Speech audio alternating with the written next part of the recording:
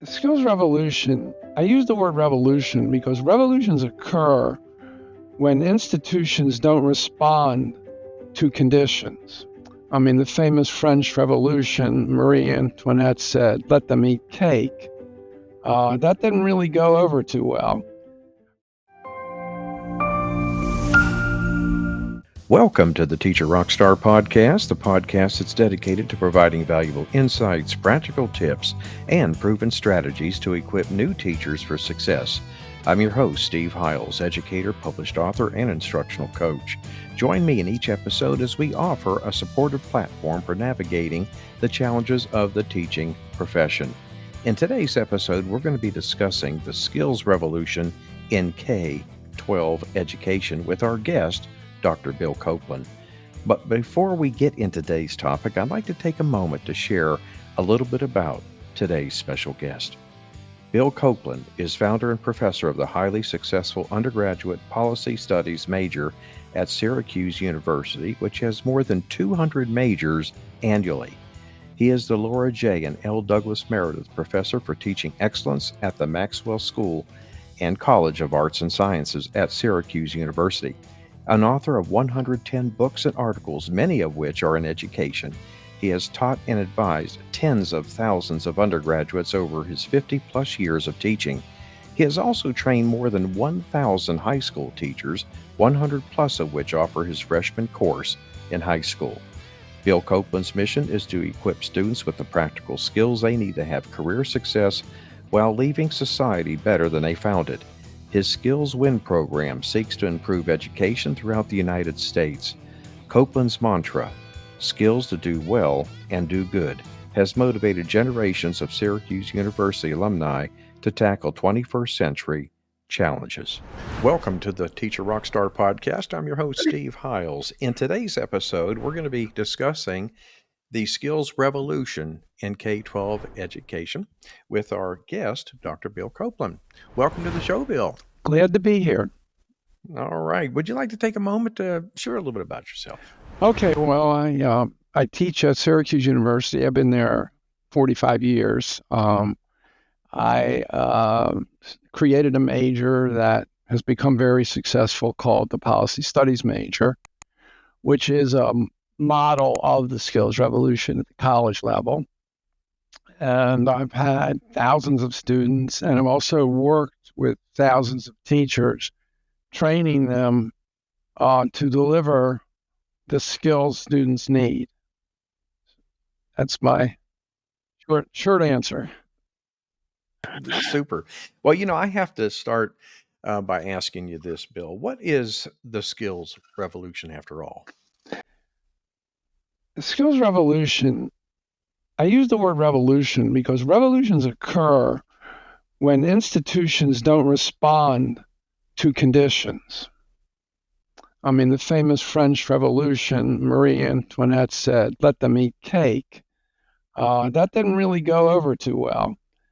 The skills revolution has been brewing for hundreds of years, but today it's reached a point of no return. It's going to continue to grow, and it will play a bigger role than the traditional approach.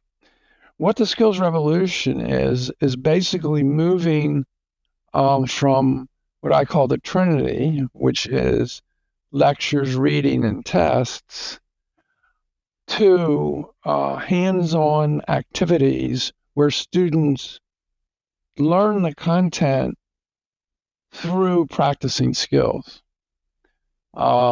So it's been going on. I mean, the American education system has had a fight over this since the beginning. The traditionalists have controlled, reinforced by the emphasis on college, which then forces K through 16, so K through 12, to prepare for college. But too many things are happening now, so that it's on its way, and it's beyond. It's not going to go back. It's just going to continue. And there's already significant movements, CTE programs, project learning programs, problem-solving activities. They were always there, but much less. So students, biggest example I have, if you look at a normal classroom when you're walking around a high school, the kids are sitting there taking notes or bored or playing on their cell phones. Then you go to the library and there's like 6 kids who were assigned went to the library to do a team project, and they're completely engaged and involved. So the skills revolution is where students take action to solve problems, and I think that's what's happening today. Thank you.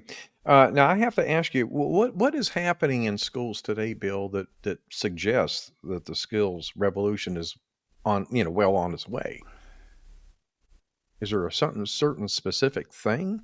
Well, if you think of it as a time series, the biggest event was the GI Bill, which put millions of people in college or training that weren't in college before. So the pressures for democracy means that the people must be served by the institutions. So the underlying cause is that the institutions were not serving students. And what's happened today is the price of college is so high that people are starting to think, well, maybe we don't have to go to college. Employers are saying students are not prepared for the workforce. The kinds of behaviors we see in the political realm suggest to people, well, we got to do something different here. Obviously, the behavior of many people is not very democratic. It's not good for democracy. So you have all these negative things happen, and the education system is supposed to fix it, which of course is also an overreach. So the reason is that socially and economically, the traditional approach, which is basically pre-college education, isn't suited for the majority of students, actually. Then you have these other problems like persistent dropout rates, poor attendance, crazy things happening in the schools, and those have always been there. I mean, you always have like a 60% graduation rate, ranging from 60 to 90%, but many schools are closer to the 60. These are all failures, and people are starting to wake up and trying to do something. Okay. Well, then I have to ask you, can you speak to why is the skills revolution happening now? Well, I think technology has played a tremendous role because, well, first of all, the teacher and the teacher's no longer the authority. The teacher doesn't control the information anymore. The information is in Google and AI, which is to me just Google on steroids. So right there is a problem, and then that leads to cheating and plagiarism, which is a problem, and the economy, which demands skilled labor, is not being satisfied. The education system has never been viewed as a workforce development system in America. That's always been secondary. So all this is coming to fruition right now, and I think technology is playing a tremendous role. The students won't put their cell phones away. So now some schools have enough backbone to take their cell phones away from them, but most of them don't. Most of the city schools feel like they can't do it because the parents would revolt. Plus, they don't even have much control over the students. There's a lack of authority throughout the system, and the only the major underlying cause is the students will say, "Well, why do I have to learn this?" Why do I have to learn about Mesopotamia? Why do I have to learn that? Why do I have to learn quadratic equation? Why? And there's really no good answer other than, well, your forefathers decided you have to learn it. And so it's like Marie Antoinette all over again. So I think it's just, and I think technology emphasizes it. Okay. Well, let me ask you, Bill, why is the skills revolution, in your opinion, a good thing? Because it recognizes the individuality of each student, and the student's self-interest has to be satisfied, which is a much more rational basis for education. What does the student want to learn? Now, people say, well, the students don't know what they need to learn. They'll just say that. Well, that's true in part, but how could they know what they have to learn when they're learning things about Mesopotamia? And how does that help them get a grasp of reality? I'm not saying history shouldn't be taught. I think a lot of the content just has to be reduced because it just takes too much time. So it's a good thing because it frees the students to learn what they want to learn. It should lead to fewer dropouts. There's also rigidities built in the system, like where the states have these graduation tests, like New York State Regions does. Even the New York State Regions, they're talking about getting rid of it or making it an option, not make it required. And it frees the student to learn what they want to learn. It engages the student. It stops this anxiety produced by grades and getting into the right college and the competitiveness, because that process, which is part of the Trinity, that process destroys education. I don't think it enhances education for students to say, what can I do to get an A and how quickly can I do it? That's not learning. That's marching to the orders of the institution. So the more freedom that the students can have, the better. Now, I recognize the students are quite irresponsible and can do really silly things. So I don't want to turn it over to the students.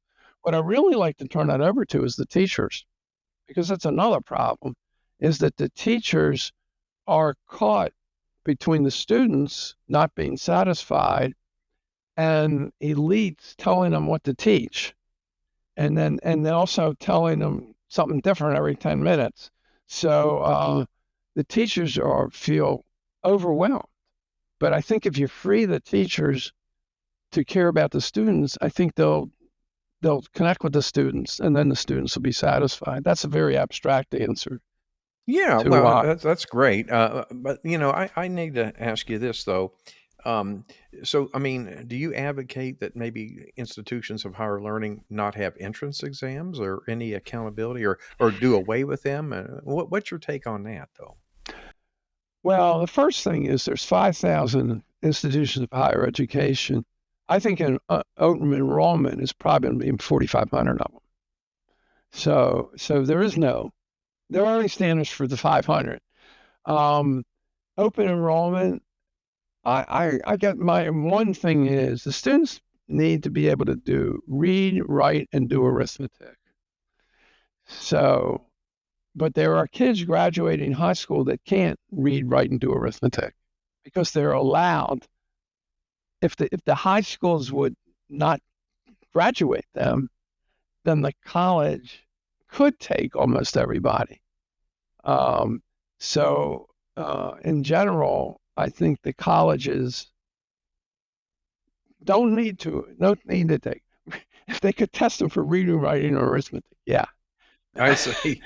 But as far as kind of weeding out, the top tier students to come into their institutions like Harvard and Yale and all that. So you're saying basically it's well, I mean, the top institutions are appealing to top students which means basically students who live in the right zip code have the right parents and the right money. Not that there aren't students that can come up from other zip codes. So they really, those kids are educating themselves. Their parents educated them. Their environment educated them. I don't know how value added it is. I think it measures certain esoteric things like calculus and stuff like that, all of which may not be useful anyway. So I don't really worry about it. The trouble is the Ivies set the tone for a lot of the wannabe Ivies. And the wannabe Ivies want to have standards and are worried about their brand. And so they are very concerned. I think one of the things you're getting at is to measure skills, there are no ways to really measure them very well. You can't measure them with a test. You can't measure how to get along with people with a test. Now you could. They could read Dale Carnegie, then you could give them a test. Well, that wouldn't mean anything. Whether they're able to get along with people or not is basically not measurable. And so because it's not measurable, what can you measure? That's one of the problems with the skills revolution. My argument is you can measure practice time, the amount of time. Yeah. See, what I was going to say is you could have like a performance test, Right. You know, how well do they perform that skill? Maybe would be one way. Of course, it'd be time consuming, and I don't know how, you know, realistic that might be. Well, I don't know, but it sounds. I mean, I have a radical position on this, which is just practice time. Stop worrying about how well they do it. And here's my reason for that. Baseball player gets out 7 out of 10 times. Okay. How does he get on the team? How does he get there? He practices. So let's measure the practice time. Let's give as much practice time as possible and stop worrying about performance, because the performance, like your ability to get along with people, will vary from context to context, from situation to situation. So what are you going to do? Create some hypothetical experiment and then give a test? The drive for grades is not always productive, in my view, and wastes a lot of time. And that's another value of the skills revolution, is the tests will not be driving the teaching. Practicing the skills will be driving the teaching, which is what the students need. Are you a teacher who finds yourself drowning in the challenges of classroom management? Do student behaviors leave you feeling overwhelmed and drained at the end of each day? Picture this: a classroom where your students are not just present, but fully engaged, focused, and eager to learn.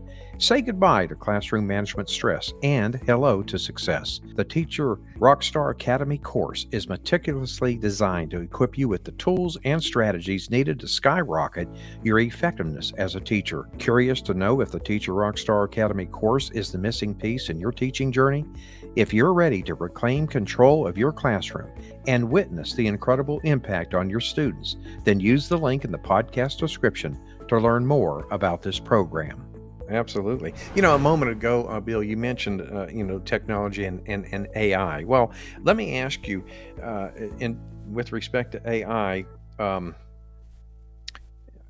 do you think it plays into your skills revolution? Yeah. Okay.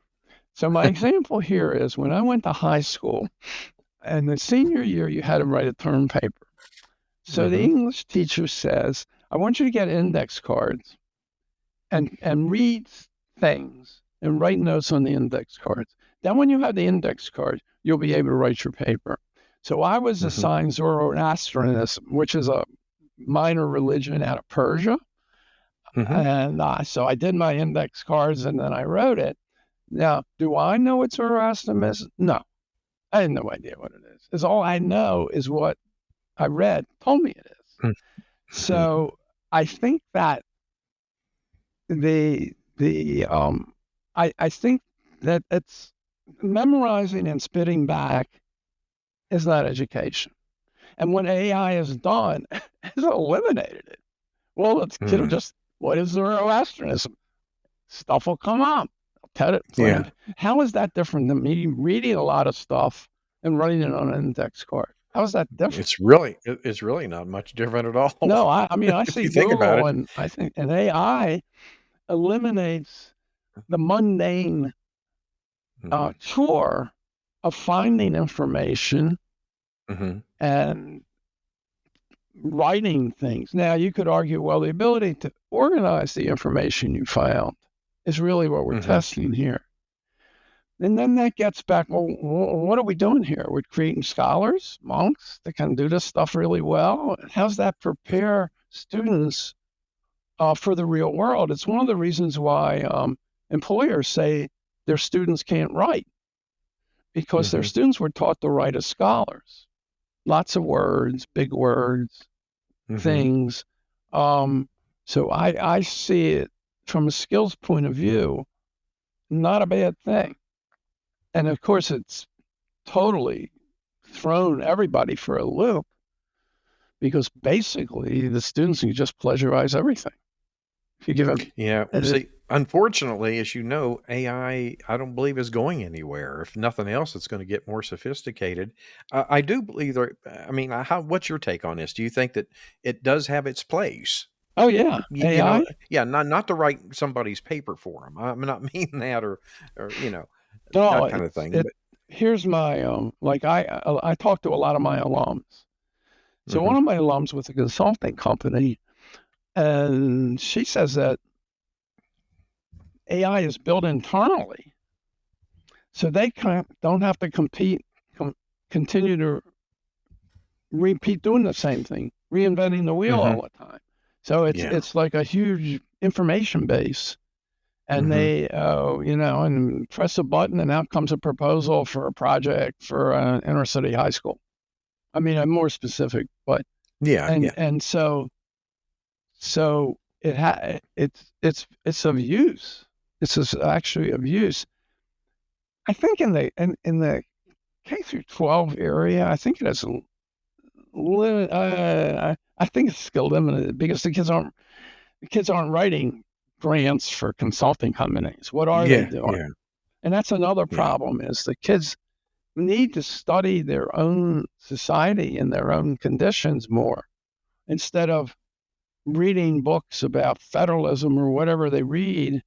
How do I problem solve in my community? hmm And students can't do that if they're textbooks with content to learn. They can only do that by taking problem solving activities to make their community better or their school better.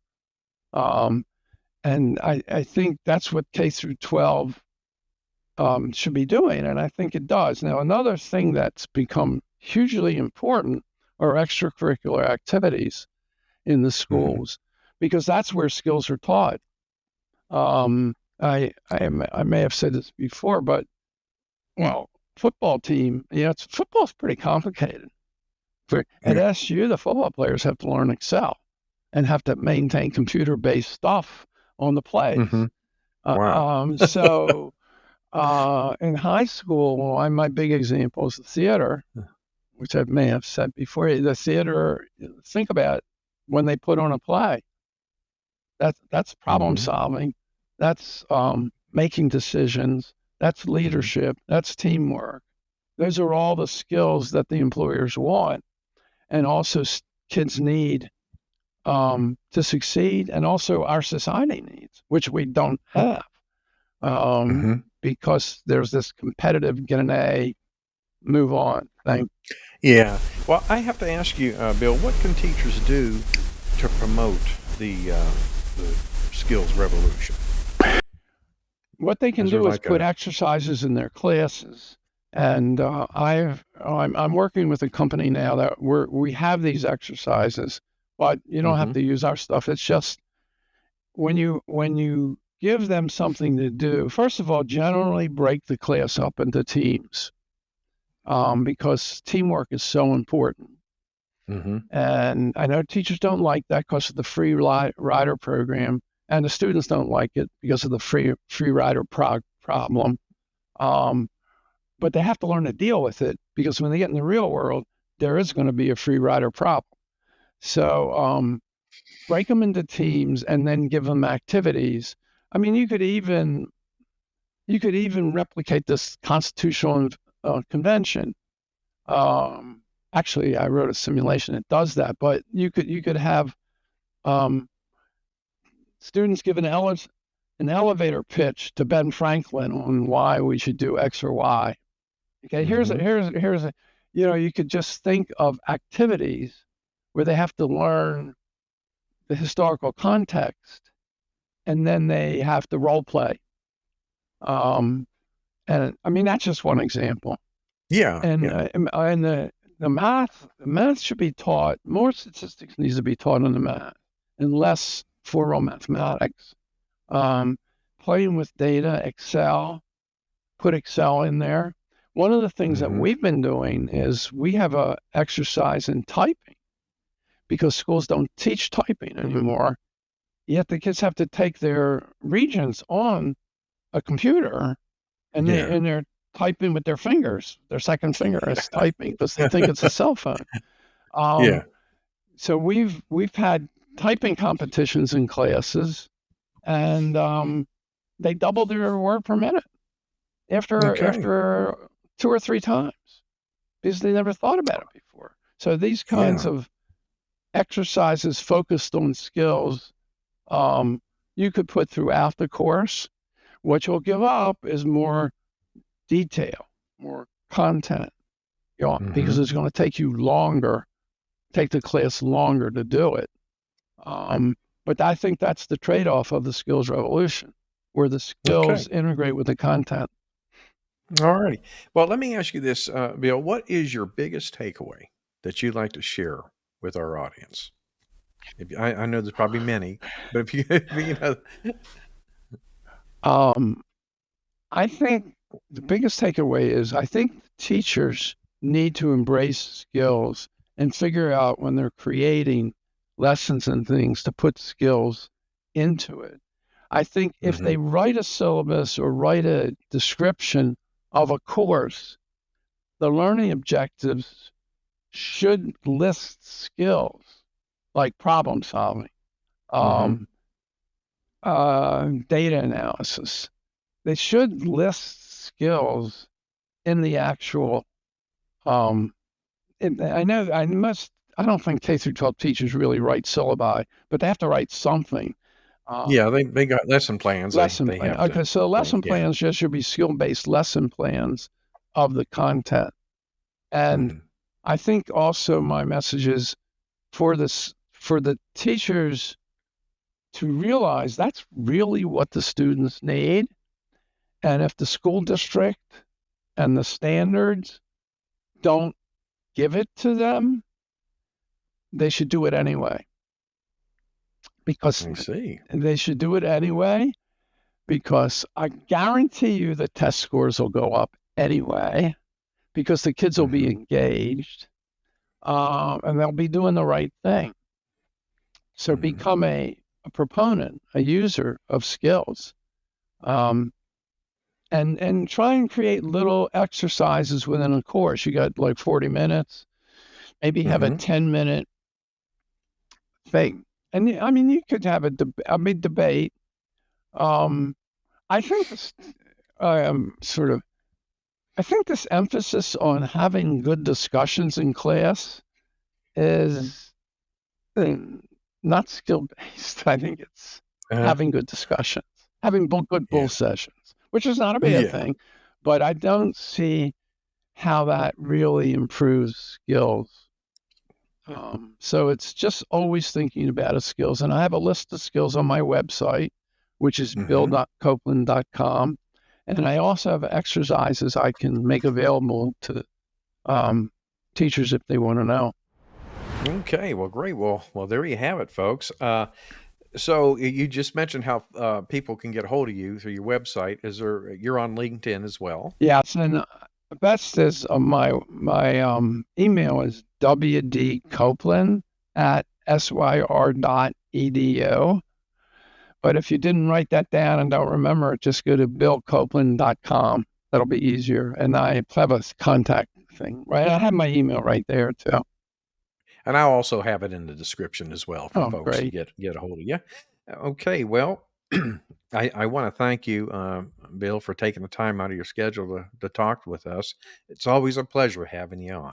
Well, so you're a pleasure to me because you really care about students, which is what the bottom line is, right? Okay, well, we thank you very much for that, and we'll be reaching out to you, and you have an awesome day, and we'll talk soon. Okay, you take thanks, care of yourself. Steve. Okay. Bye-bye. Bye. Well, my friend, we have come to the end of today's episode, but before we go, I need to ask you a question. Are you ready to reclaim control of your classroom and witness the incredible impact on your students? Then learn more about how the Teacher RockStar Academy can be of help. Simply go to teacherclassroomresources.com/TRA. I'll put the link in the description so that you can learn more about this program. I want to thank you for listening to the Teacher RockStar podcast. I'm your host, Steve Hiles. We'll see you same time, same place next week. And remember, my friend, you got this. You've been listening to the Teacher RockStar podcast with your host, Steve Hiles. We hope you've enjoyed this podcast as much as we have. Make sure to hit that subscribe button and join our ever-growing community of Teacher RockStars. Until then, thanks for listening.